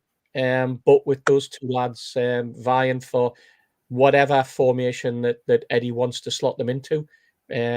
Huge positive, Steve, by having both of them on the pitch. Mitch, your views? Would you play the three of them up front again tomorrow? Last home game of the season? Brighton's centre-backs will set up very similar to what Burnley's did. So for me, it makes sense to do the same again. They're two physical centre-backs. So tying one up with one of them up with Callum Wilson gives the other one a really difficult question. Do you try and mark a mobile Isaac or a mobile Gordon? Or do you sit tight in there for your conceding possession in a way by one of them two could be running at you with the ball at their feet? Now, not the kind of question a physical, less mobile centre back wants to answer. So I could see him sticking with it, definitely. And again, reading into his words this week, I think he does seem genuinely excited at the prospect of having Isaac and Wilson in tandem. If it works, it works. Let's roll with it. George, would you play the three of them tomorrow? Yes, I mean, saw enough last week to be excited, haven't we? And I'm sure Eddie Howe was as well.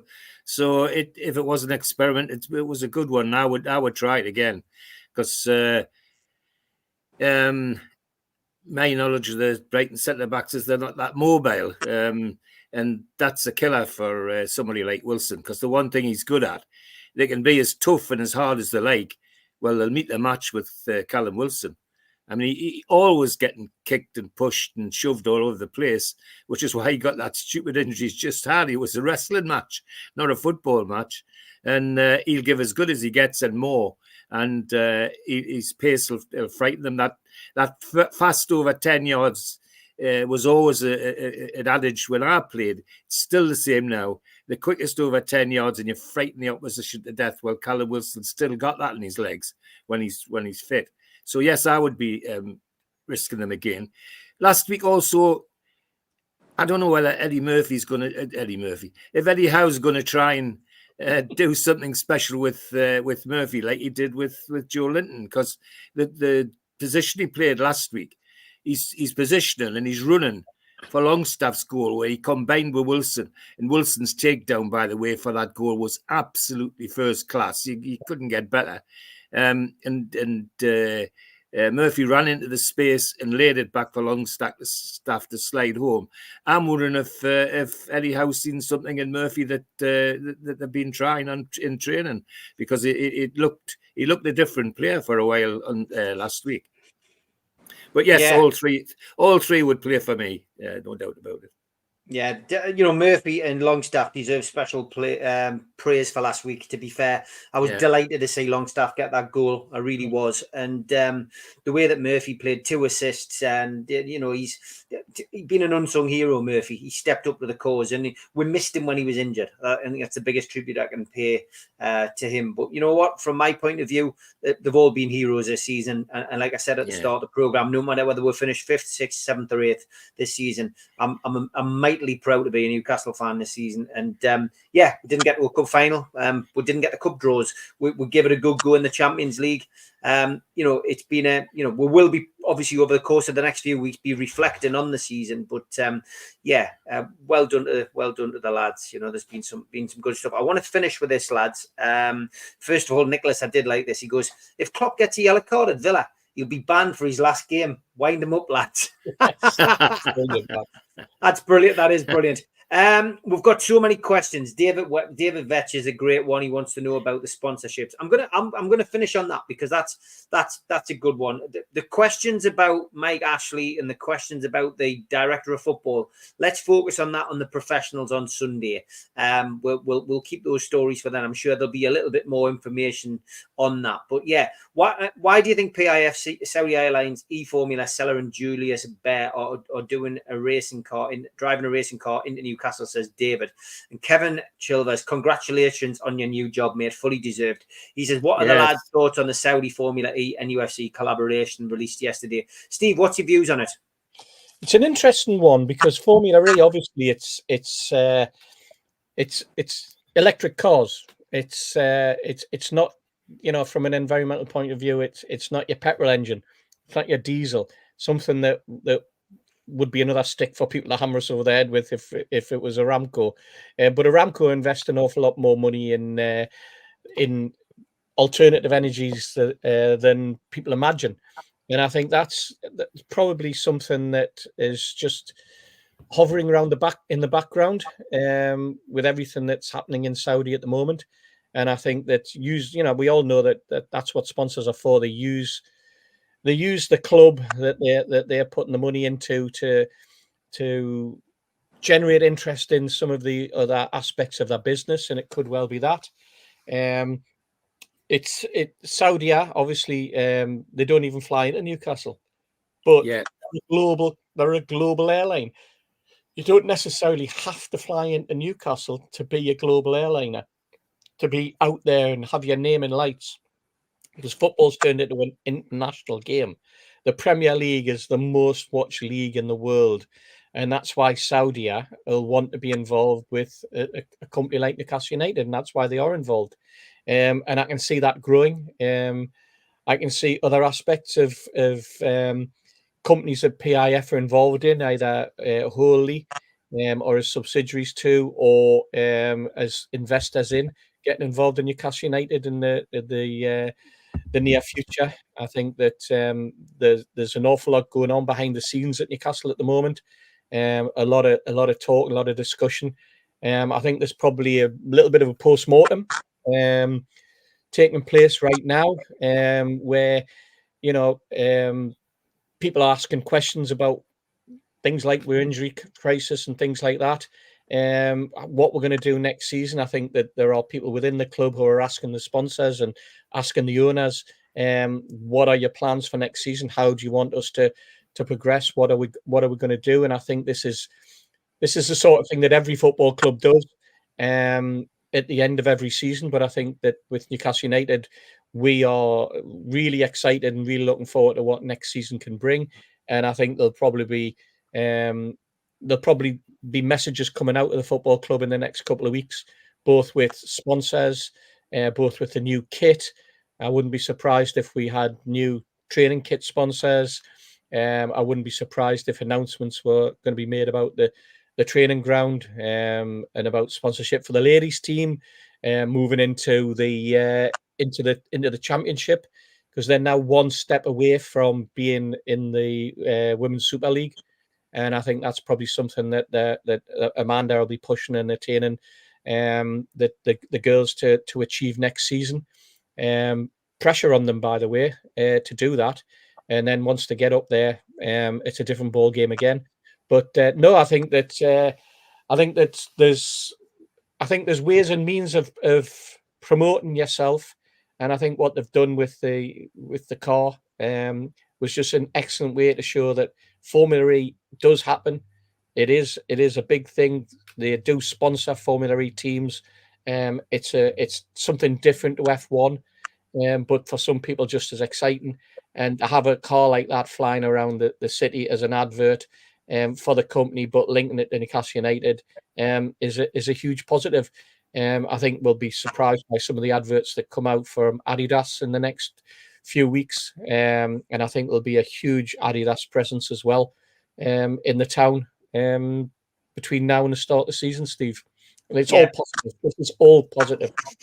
All positive stuff. I would imagine we might see a new contract for one of our star players as well. It seems very imminent that there'll be an announcement of some sort, and hopefully some new signings as well. But yeah, Mitch, lots to be positive about, and of course we'll continue our chat on Sunday. But what's your views on the advert? It's come out tonight anyway. Showcase and possibilities. Yeah, that's what they're doing. We're looking at the future. Everybody wants to be, at the minute, associated with a successful Premier League team. Yeah. It's a global platform, the biggest global exposure you'll get. PIF have a large portfolio of companies that could jump on board.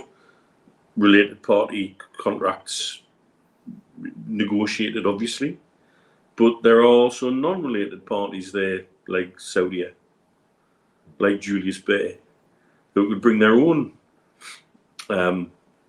client list into the equation. And Formula E wants to position itself, given the desire for renewable and alternative energy sources. They want to be positioning themselves almost alongside F1. And so that's also a nice thing for Newcastle United to be associated with also. It's a two-way street. Here's a potential conversation that, if this isn't happening, it should be. And if somebody wants to pay us a fee to get everybody around the table, I'll have a go. I'm sure Steve would do the same. Saudi want a European hub. Newcastle Airport would benefit from a second terminal that would be dedicated as a European hub for Saudi. The challenge there is not to put Emirates' nose out of joint, because they're flying to Newcastle. However, Emirates can only fly 777 into Newcastle because the runway is not long enough, and they want to be flying more of their A380s. So Saudi say, we're going to redevelop the terminal and we'll extend the runway for you. You keep flying into Newcastle and we'll help you out there, and you keep your flights. In fact, you can put 2 A380s in a day if you would like. There's enough slots available, and we'll use the other terminal that we're building for ourselves, and we can all coexist quite happily with Newcastle as a potential European hub that you could use by code-sharing aircraft across to Saudi or going to other parts of Europe from Newcastle. Bypass London. Bypass Manchester. These are conversations, possibilities that partnerships like this open up. And that's what they're doing at the minute. It's a tease. It's saying, look, these are the opportunities, and the only way at the minute they can showcase these opportunities to serious investors is by doing little things like that. Little examples and saying, look, here we are, and we're in Newcastle. Look how lovely the countryside is, just outside of Newcastle. Notice they got all of that in as well as the lovely city centre and pieces of architecture, and what a great, advert for Newcastle that advert is. And these are the things that PIF can bring to the region. Aramco would be part of that conversation too, because for all they're involved with F1, they are also very keen to be involved in alternative energies and sustainable energy. And so it's a good look for them too. And so going forward, these are the kind of things where I think we're going to be seeing more and more of scattered around to get everybody's mind around it. Mm-hmm.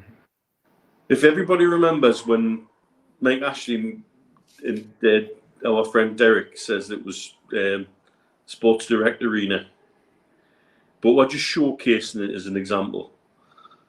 This is a very different showcase. This is what a serious showcase is. This is what, when people say they're giving you a glimpse of the possibilities, that's exactly what this is. And it makes me excited for that. Not that this is going to happen tomorrow or next week, but in the coming years. You wait and see. Yeah, can I just chip in there as well, Mitch, and just say that what we've also got to remember is we've talked about Saudi and we've talked about Aramco. These guys are also connected with other very high-end brands. And I know that in our little group, we've been quite critical sometimes of some of the corporate going on at Newcastle, but the corporate facilities are being put in to attract these very high-end brands, to attract the companies, the high-end companies, to bring sponsorship in. So that's the catch-22 that the football clubs find themselves, and that's why shortly we'll be hearing of things like the redevelopment of Gallagher End, what they can do with the East Stand, etc., etc. This is all part of the much bigger picture moving forward for the next 5 to 10 years. But we're certainly now starting to attract companies that can attract high-end brands as well, and that's a positive. And as for Emirates, yes, Emirates are also bringing in the A350, which is another superliner that's going to attract more high-end clients as well. And they're bringing it into Edinburgh, and I wouldn't be surprised to see it on the Newcastle route shortly as well. Certainly within the next 18 months, but it'll be starting to fly into Edinburgh in November. So all of this is positive stuff, and we know from, as you say, from what we've dealt with over the last sort of 3 or 4 years, and some of the people that we've spoken to, and some of the excitement that they've generated around Newcastle United, that it's just all positive stuff, mate. George, final word. Well, music to my ears. I mean, I never dreamt at any time that I would be seeing the sort of possibilities unfolding for Newcastle United and for Newcastle and the surrounding area, because this just doesn't affect the club, it affects the city, affects the surrounding areas. Like Neil, it was great to see them using, as I've done over the years when I used to try and sell my department at the university. I used to make sure parents could see that 20 minutes in your car and you could have Golden Beach for miles and miles and miles. You go in the other direction, you could have beautiful heather-covered mountains, not on your doorstep, and still be part of Newcastle. So for all that to be used by them, I think is great. It's very positive for the whole area, not just for the club. And as to the hub, and a hub that Neil talked about, why stop there? Why not? Why bypass London and Manchester and fly straight to bloody USA as well, and Canada? Because there's plenty of traffic when the flyer one, they seem to fill them all right. So the possibilities are endless. The fact that it's happening to our football club and associates to our football club just cheers my heart. It really does. I've never been more optimistic than I am now. Yes, I grouse about some of the stupid things to do with tickets and all the rest of it, but that's just me. But the rest of the stuff, this takeover, and the glimpse of how excited our friends from Saudi Arabia were that came to my house. I couldn't believe the conversations. I mean, you saw some of the conversations on the video. Well, you should have seen what we're talking about off the video, and more you'll see when the full video comes out. It was great to be able to say to them lads how proud I was of our area and of our people, and they were lapping it all up. They couldn't get enough. It was wonderful, and I see that all very positive, and can only be good for Newcastle United, for Newcastle, the region. And most of all, for the people I talk about all the time, the fans, for God's sake, let's keep the fans at the front of it as well. Because that's what football, the beautiful game's nothing without fans. If you ignore fans, you can play it in silence, and you've seen the COVID thing, what a dull, turgid thing it is if there's nobody in the stands shouting and swearing at the players on the pitch. You need the fans. So great, Stephen. Yeah, it's wonderful, and happening at a time which I'm absolutely delighted that I'm here to see. Yeah, John Justice Allen says he's short of a ticket for tomorrow, so anyone's got a ticket, DM him. I think most of you know who he is. I want to thank Jimmy Wilson, Paul Whitfield, and Stephen Kennedy for all of their messages this week. They've kept us going when I was away in Portugal with tweets of the week and lookalikes and stuff like that. Thanks to everyone who sent in this week. And I haven't forgotten this bit of music.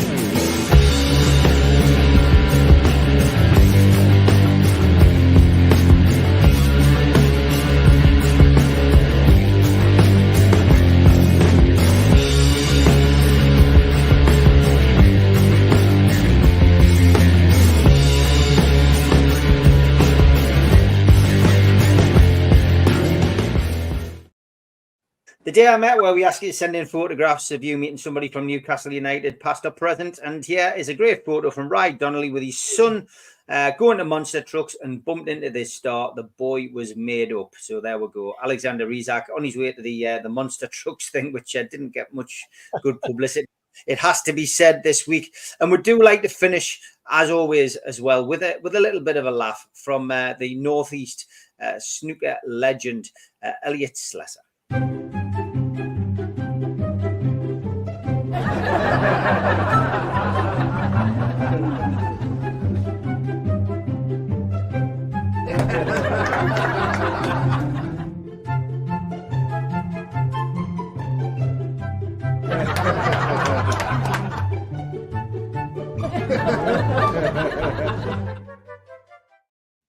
I used to date the woman who did the voice for the speaking clock, but now she won't give me the time of day. Unlucky Elliot. God, Elliot.